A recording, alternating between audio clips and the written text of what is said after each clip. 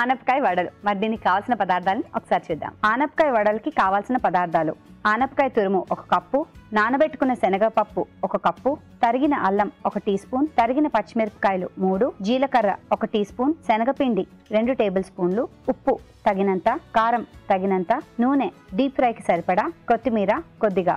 కావాల్సిన పదార్థాలని చూసాం కదా. మరి అయితే రాజు గారు చెప్పండి, ఏం చేద్దాం ఫస్ట్? సో ఫస్ట్ ఏంటంటే మనం పచ్చిశనగపప్పు నానబెట్టి పెట్టేసుకోవాలండి.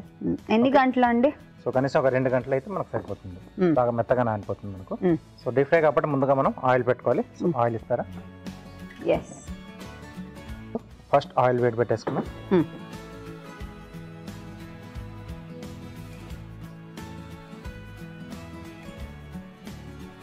సో దీంట్లోనే ఎండుమిరపకాయలండి.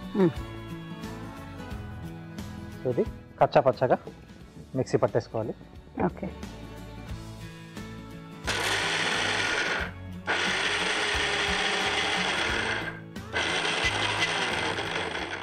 కొంచెం నీళ్ళు ఏమైనా కావాలా అండి? లేదండి, సరిపోతుందా? ఇంకొంచెం కావాలి, అంటే మధ్య మధ్యలో మనం కలుపుతూ ఉండాలి. సో డ్రైగా చేస్తున్నాం కదా, సో కింద ఎక్కువ నలుగుతూ ఉంటుంది కాబట్టి పై కిందికి అలా కలుపుకుంటూ మిక్సీ పట్టుకోవాలి.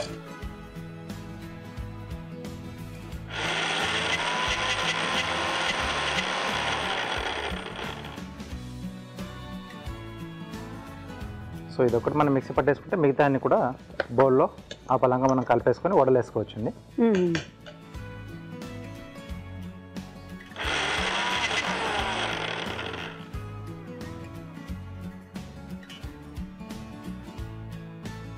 మరి ఫైన్గా కాకూడదు, కచ్చాబిచ్చాగా అన్నారు కదా.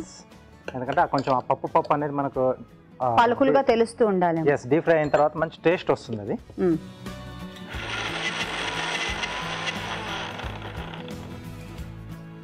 ఇంకొద్దిగా కావాలండి. ఓకే అండి, మిక్సీ పడుతున్నారు రాజుగారు. ఈలోగా మనం చూద్దాం ఆ చిట్కా.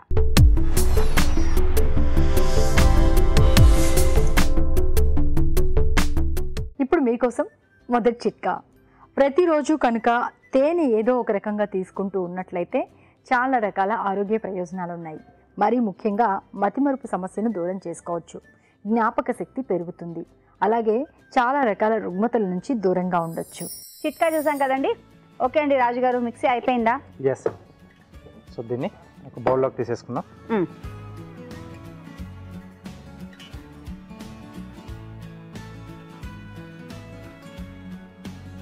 దీంట్లో మనం తురుము పెట్టుకున్న ఆనపకాయ అండి.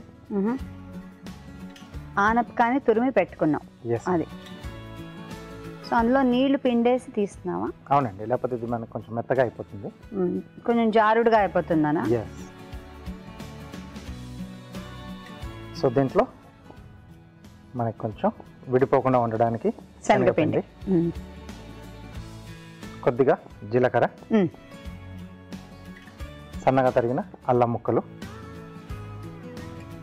అలాగే సన్నగా తరిగిన పచ్చిమిరపకాయలు, కొద్దిగా కారం, అంటే కొంచెం కలర్ రావడానికి అండి. సో ఆల్రెడీ మనం పచ్చిమిర్చి కూడా వేసుకున్నాం కదా. అవును. సరిపడా ఉప్పు. ఇది ఒక పిండి వంటలాగే ఉంది కదా. ఎస్ అండి, పిండి వంట. కొంచెం అంటే రిచ్గా పండగలప్పుడు అప్పుడు చేసుకునేలాగా అలా ఉంది కదా. అవునండి.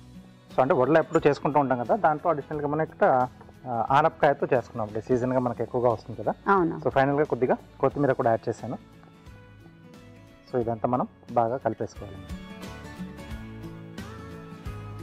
సో ఆ పచ్చిమిరపకాయ, అల్లం ముక్కలు, మీరు వేసిన కారం, ఉప్పు అన్నీ కలవాలంటే చేత్తో బాగా చేయాల్సిందే.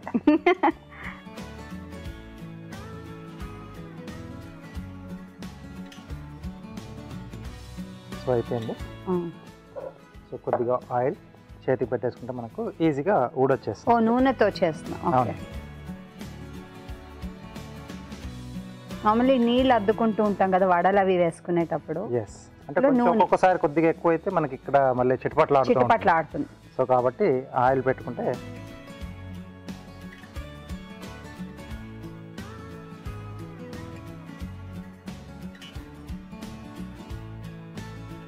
సో శనగపప్పు కాబట్టి కొంచెం హెవీగా ఉంటుంది. సో స్లో ఫైర్లో చేసుకుంటే మనకు లోపల వరకు కూడా బాగా ఉడుకుతాయండి అవి. ఉడుకుతుంది, లేకపోతే పైన మాడిపోయి లోపలేమో అలాగే కొంచెం పచ్చి పచ్చిగా ఉంటుంది. సో ఇది వేసిన వెంటనే కాసేపటి వరకు మనం అలా వదిలేసేయాలండి. సో వెంటనే మనం అలా స్పూన్ పెట్టేసి కొంచెం కలిపేస్తే విడిపోయే ఛాన్స్ ఉంటుంది. సో అది పైన కింద మనకు ఆ 2 లేయర్స్ కూడా ప్రాపర్గా ఫ్రై అయితే సో క్లోజ్ అయిపోతుంది అది.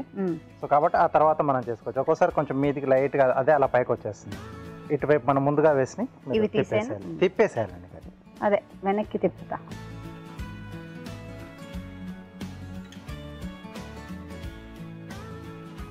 వడలు చక్కగా ఎర్రగా వేగాయండి, బాగున్నాయి చూడ్డానికి.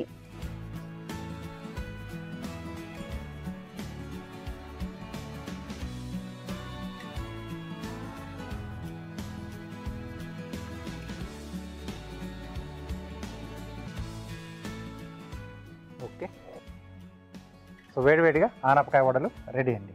వావ్, చూసారా అండి, యమ్మీ యమ్మీగా అనిపిస్తుంది కదా. ఇంకెందుకు ఆలస్యం, మనం కూడా ఇంట్లో తప్పకుండా ట్రై చేద్దాం.